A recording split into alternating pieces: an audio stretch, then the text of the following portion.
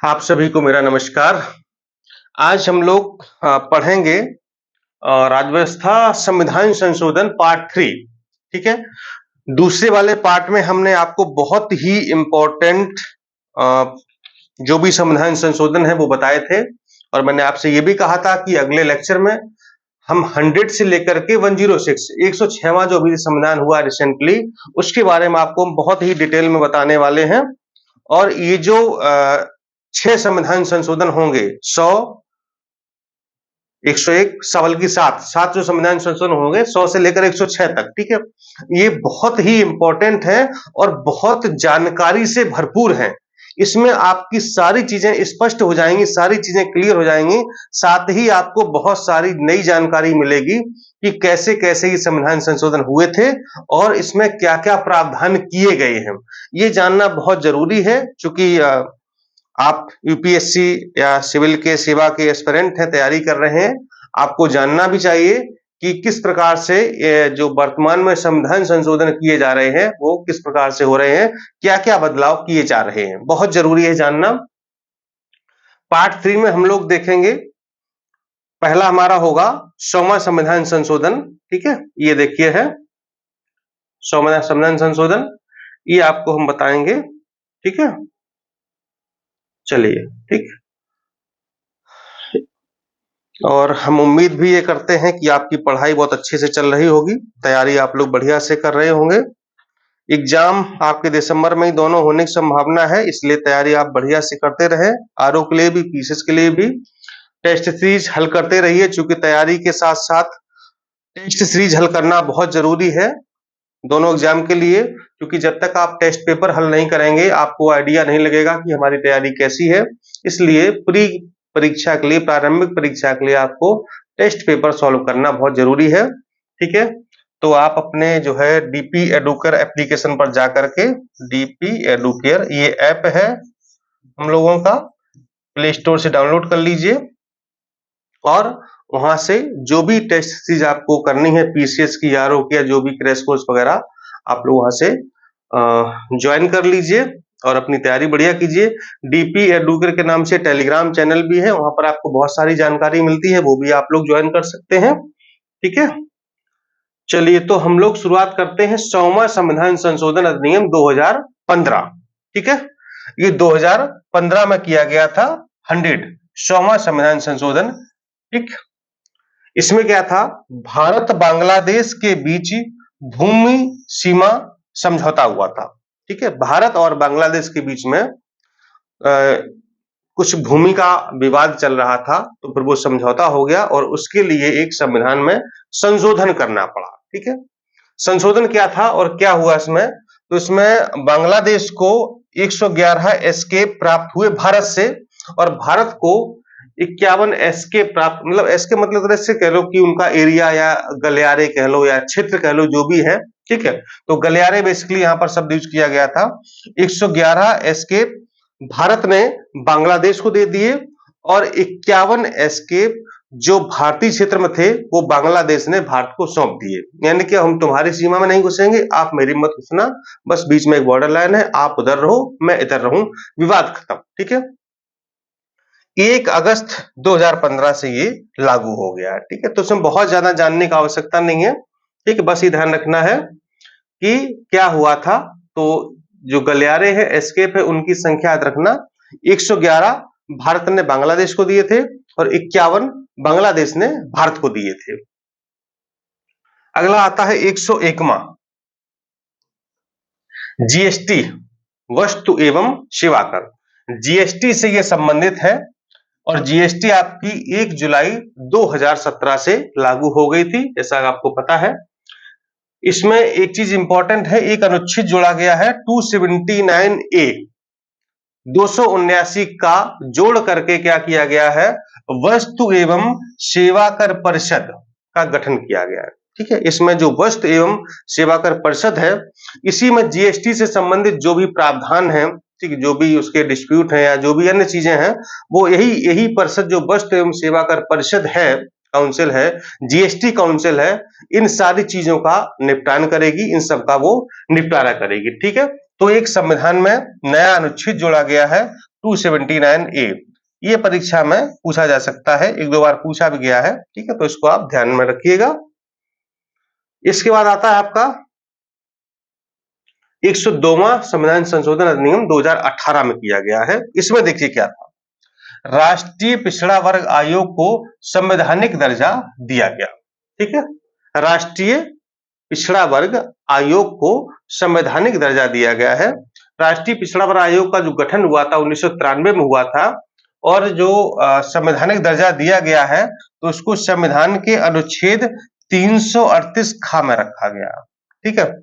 338 में क्या है, अनुसूचित जाति आयोग है। 338 क में क्या है, अनुसूचित जनजाति आयोग है। और 338 ख जोड़ दिया गया, इसमें हो गया आपका राष्ट्रीय पिछड़ा वर्ग आयोग, ठीक है।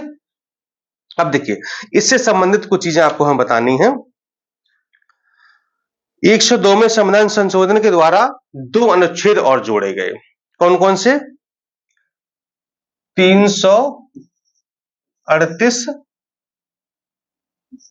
बी और 342 ए, ठीक है। 338 बी और 342 ए, ये 2 अनुच्छेद और जोड़े गए, ठीक है। 338 में तो यही है, ये वाला, ठीक है। अब देखिए 338 में क्या है, इसमें राष्ट्रीय पिछड़ा वर्ग आयोग की संरचना, कर्तव्य और शक्तियों से संबंधित है। इसमें क्या है, 338 बी में क्या है, आप चाहे तो नोट कर सकते हैं, राष्ट्रीय पिछड़ा वर्ग आयोग की संरचना, कर्तव्यों और शक्तियों से संबंधित है। जबकि 342 ए में क्या है, भारत के राष्ट्रपति की किसी विशेष जाति को सामाजिक और शैक्षिक रूप से पिछड़े वर्ग के रूप में अधिसूचित करने की शक्ति, यानी कि भारत के राष्ट्रपति को यह शक्ति दी गई है इस अनुच्छेद के द्वारा कि अगर उसे लगता है कि भारत की कोई भी जाति सामाजिक और शैक्षिक रूप से अगर पिछड़ी है तो उसे वो पिछड़े वर्ग के रूप में शामिल कर सकता है, अधिसूचित कर सकता है। ये राष्ट्रपति को स्पेशल पावर दी गई है 342 का को जोड़ करके, ठीक है। तो 2 अनुच्छेद कौन से नए जोड़े गए हैं, 338 ख, यानी कि इसमें तो राष्ट्रीय पिछड़ा वर्ग के आयोग का ही प्रावधान है, और 342 का में दिया गया है कि राष्ट्रपति को अगर किसी भी जाति को सामाजिक शैक्षिक रूप से पिछड़ी है तो उसको वो उनको राष्ट्रीय पिछड़ा वर्ग आयोग में शामिल कर सकता है।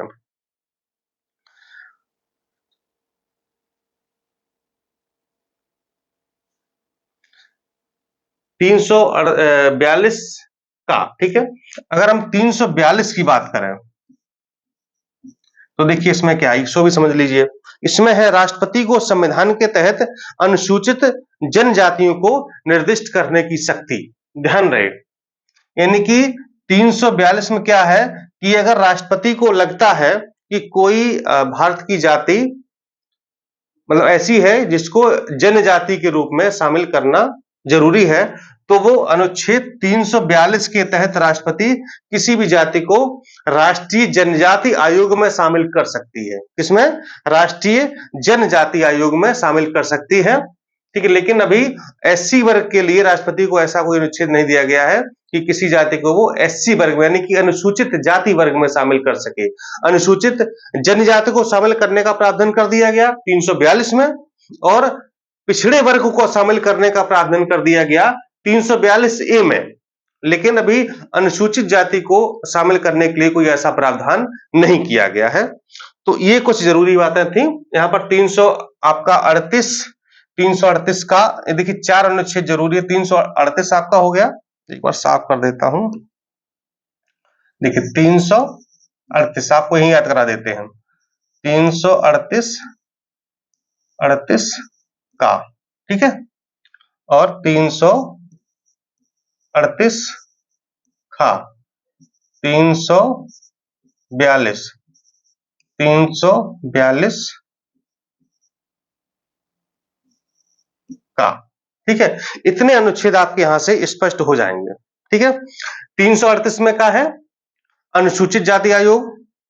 338 का में क्या है? अनुसूचित जनजाति आयोग है, ठीक है। 342 में क्या है? 338 खा में क्या है? राष्ट्रीय पिछड़ा वर्ग आयोग, ठीक है। तो ये तो तीनों संबंधित किससे हो गए? आयोगों से। ठीक है, SC आयोग, ST आयोग, OBC आयोग। क्लियर? 342 में आपको क्या है, 342 में आपकी है कि ये जो राष्ट्रपति को पावर दी गई है, 342 में राष्ट्रपति को पावर दी गई है कि वो किसी को भी ST आयोग में शामिल कर सकता है, किसी भी जाति को। ठीक है, 342 का में राष्ट्रपति को पावर दी गई है, ये किसी को भी OBC वर्ग में शामिल कर सकते हैं। ठीक है, तो ये 5 अनुच्छेद थोड़ा थोड़ा सा अंतर है, यहां से अगर आप क्लियर कर लीजिए बिल्कुल स्पष्ट हो जाएगा आपको। ठीक है, चलिए आगे बढ़ते हैं। देखिए हम एकदम बिल्कुल आपको टू द पॉइंट पढ़ाते हैं। ठीक है, ये तो उसी से संबंधित है। 103, इसमें चूंकि समय कम है ना, तो बस उन्हीं चीजों पर फोकस करना जरूरी है जो हमारी परीक्षा की दृष्टि से बहुत इंपॉर्टेंट है।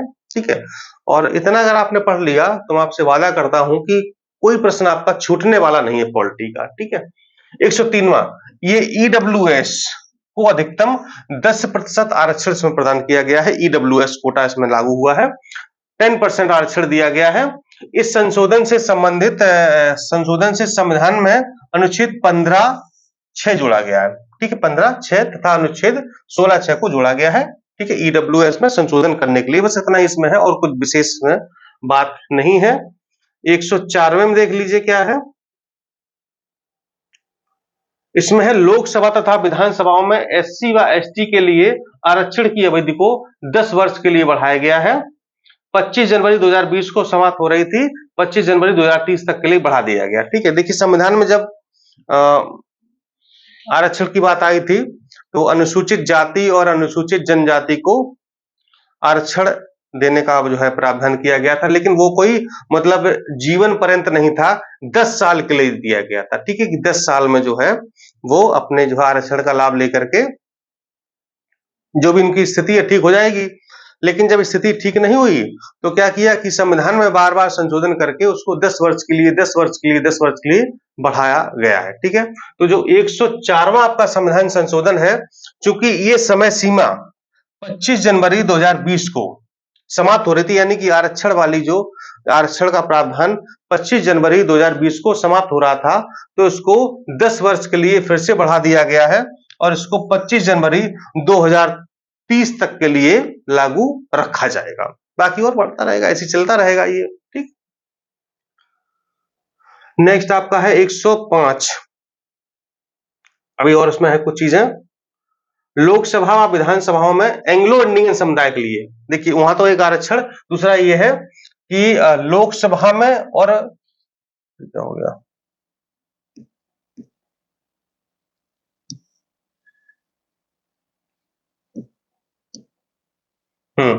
लोकसभा और विधानसभाओं में जो एंग्लो इंडियन समुदाय के लिए आरक्षित सीटें थी उनको क्या किया, हटा दिया गया।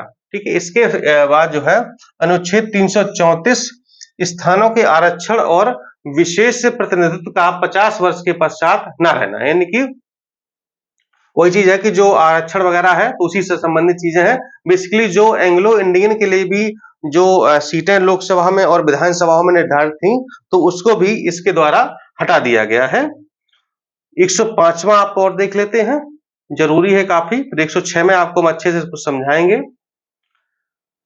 राज्य सरकारों को अपने स्वयं के उद्देश्यों के लिए सामाजिक और शैक्षिक रूप से पिछड़े वर्गों की सूची तैयार करने तथा उसके रख रखाव के संबंध में राष्ट्रीय पिछड़ा वर्ग आयोग से परामर्श करने की छूट दी गई है। यानी कि अब जो है राज्य है, तो पहले क्या था कि जो राष्ट्रीय पिछड़ा वर्ग आयोग में मतलब कि केंद्र ही कुछ जो सूची बना सकता था। ठीक है, लेकिन अब क्या है ना कि अब किसी का राज्य को लगता है कि नहीं मतलब ये जाति जो है पिछड़ा वर्ग में शामिल होनी चाहिए, तो वो भी अपना जो है प्रस्ताव ला सकते हैं, उनको शामिल कर सकते हैं। ठीक है, इससे संबंधित ये प्रावधान इसमें किया गया है बेसिकली। ठीक है, यानी कि परामर्श करने से छूट दी गई है। ठीक है, रखा है। अब जरूरी नहीं है कि मतलब जो राज्य वो राष्ट्रीय पिछड़ा वर्ग आयोग से परामर्श ही करे कि हम जो इसको शामिल जाति को करें या ना करें, ऐसा कुछ नहीं है। वो भी अपने राज्य में वो उसको OBC का दर्जा दे सकते हैं।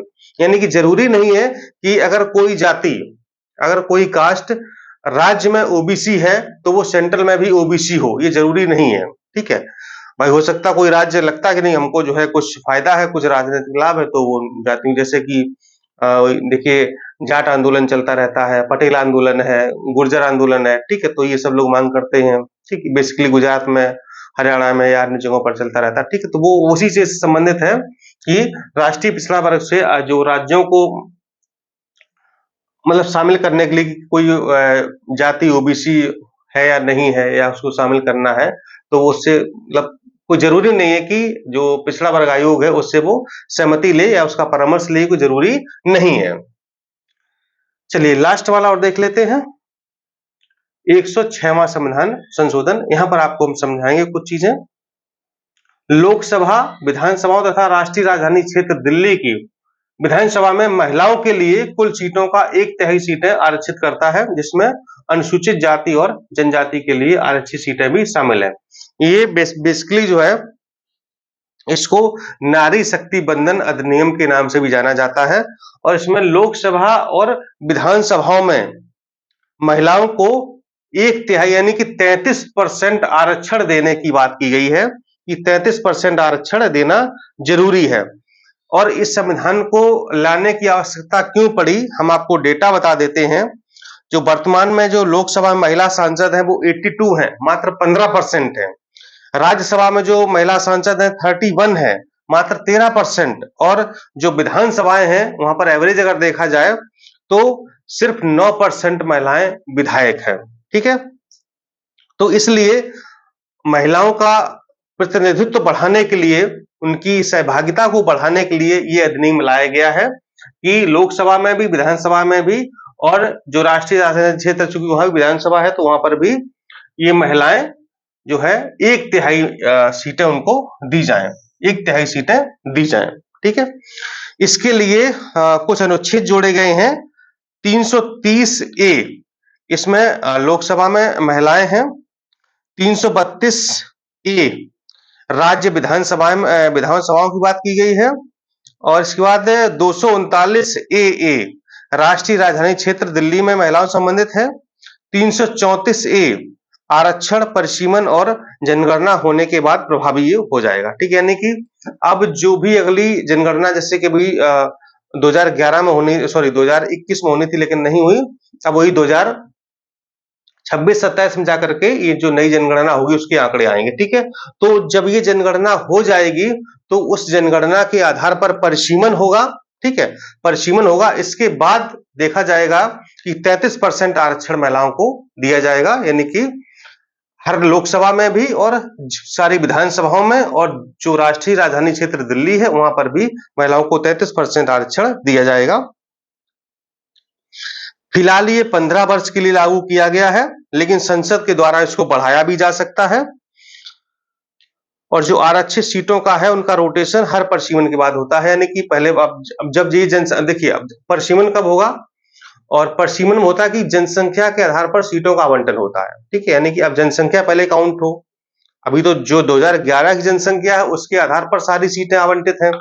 फिर 2021 की जनगणना होगी, जो भी जनसंख्या होगी, आंकड़े जब भी आए तो उसके आधार पर परिसीमन होगा, और उसी के आधार पर देखा जाएगा कि कितनी सीटें महिलाओं के हिस्से में आ रही हैं, यानी कि 33% आरक्षण कितना है। ठीक है, तो बेसिकली ये महिलाओं के लिए है, महिलाओं के लिए सीटें आरक्षित करता है, बहुत जरूरी है। साथ ही कहा गया कि अनुसूचित जाति और जनजाति की सीटें इसमें शामिल है, यानी कि कुल मिलाकर के, चाहे वो महिलाएं किसी भी वर्ग की हो, चाहे एससी वर्ग की हो, एसटी वर्ग की हो, ओबीसी हो, सामान्य कोई भी हो, यानी कि हर विधानसभा में और लोकसभा में 33% महिलाएं होनी ही चाहिए। मूल मुद्दा ये है। ठीक है, वो किसी भी वर्ग की हो उससे मतलब नहीं है। ठीक है, इंपॉर्टेंट था। अब चलिए 106 तक ये हो गए हैं, अगला जब भी होगा फिर आपको बताया जाएगा। ठीक है, तो संविधान संशोधन आज के बाद ये समाप्त होता है। अब नेक्स्ट टॉपिक आपको कुछ हम अच्छा सा रोचक लेकर के आएंगे। ठीक है, और आपको पढ़ाएंगे। तब तक आप लोग अच्छे से पढ़ाई करते रहिए और एग्जाम की तैयारी करिए, और एक सीट इस बार आपको निकालनी है। ठीक है, समय कम बचा हुआ है, और आरओ के लिए जीएस, करंट अफेयर्स, हिंदी को फोकस करते रहें, हिंदी पर विशेष ध्यान दें, हिंदी में 55 प्लस का आपका टारगेट होना चाहिए। करंट अफेयर्स के कोई प्रश्न गलत ना हो, ठीक है? और साथ ही साथ जो भी आपके अन्य विषय हैं उन पर भी ध्यान देते रहें, ठीक है? चलिए नेक्स्ट स्ट्रेटजी को आप कुछ और आपको बताएँगे कि आपको जैसे ज्योग्राफी कैसे पढ़ना है, हिस्ट्री कैसे पढ़ना है, इकोनॉमिक्स कैसे पढ़ना है, साइंस कैसे पढ़नी है, ये सारी आपको हम बताते रहेंगे समय-समय पर, ठीक है? नमस्कार, जय हिंद।